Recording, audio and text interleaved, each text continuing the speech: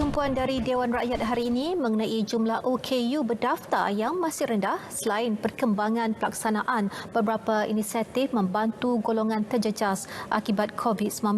Jadi untuk perbincangannya, kita terus saja bersama Mohan Chinasame di Pusat Media Parlimen. Jadi silakan Mohan.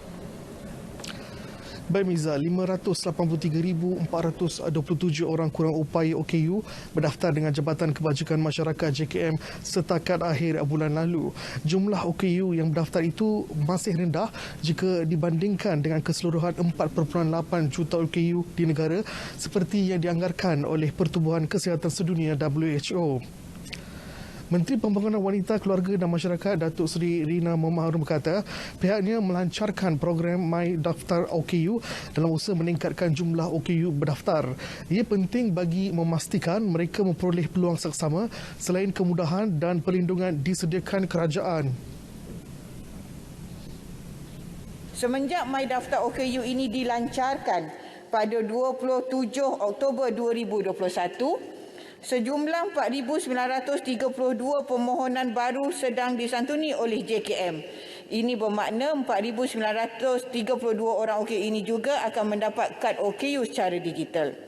Pengendalian permohonan pendaftaran OKU secara talian ini akan memudahkan OKU seperti pertama, tidak memerlukan pengisian borang secara manual.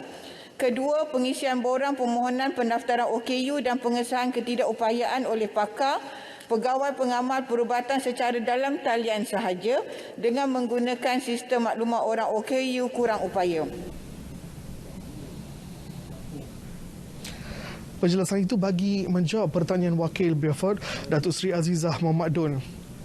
Baik, sementara itu Dewan dimaklumkan sejak Januari hingga Oktober lalu sebanyak 21,397 permohonan skim pendaftaran perniagaan prihatin atau lebih dikenali sebagai SPPP telah didaftarkan di bawah Akta Pendaftaran Perniagaan 1956. 15,053 daripadanya melibatkan permohonan daripada golongan B40, manakala bakinya terdiri daripada mahasiswa Institut Pengajian Tinggi IPT sepenuh masa. Golongan B40 yang terjejas pendapatan akibat pandemik COVID-19 bagi membantu kelangsungan hidup golongan ini dengan mencuburi bidang perniagaan di samping menjana sumber pendapatan alternatif kepada penggajian terutamanya apabila hilang pekerjaan. Skim ini turut memberikan tumpuan kepada pelajar sepenuh masa di institusi pengajian tinggi untuk mendaftarkan perniagaan dan memudah cara mereka untuk menerokai bidang perniagaan yang berpotensi untuk menjana pendapatan melalui pengecualian fee pendaftaran. Ketika menjawab pertanyaan Wakil Rasah Cha Kee-chin, beliau turut memaklumkan permohonan SPP masih dibuka dan kementeriannya mensasarkan 100,000 pendaftaran baru diterima bagi skim berkenaan. Ia selari usaha untuk merancangkan lagi fasa pemulihan ekonomi negara akibat pandemik COVID-19 seperti dirangka kerajaan melalui Belanjawan 2022.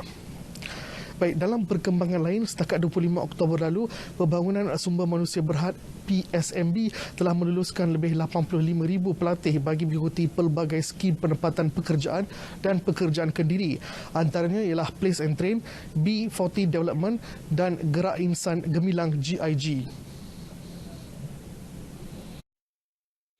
Skim-skim ini diwujudkan bagi tujuan membantu rakyat mendapatkan penempatan pekerjaan, bekerja sendiri dan menambah serta meningkatkan kemahiran mereka.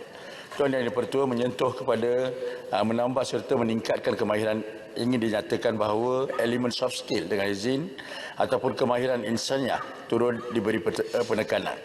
Kerajaan sedar bahawa kemahiran insaniah adalah amat penting dan merupakan nilai tambah dalam meningkatkan kebolehpasaran dan kebolehupayaan seseorang individu agar mempunyai daya saing dalam pasaran buruh yang semakin kompetitif. Beliau menjawab pertanyaan Ahli Parlimen Shah Alam Khalil Abdul Samad. Baik, seperti biasa, Dewan berhenti berehat sehingga jam 2.30 petang dan akan menyambung semula sesi perbahasan rang undang-undang perbekalan 2022 ataupun Belanjawan 2022 sehingga Dewan ditangguhkan pada hari ini. Sekian sahaja laporan saya dari Parlimen. Kembali bersama Miza di studio. Silakan.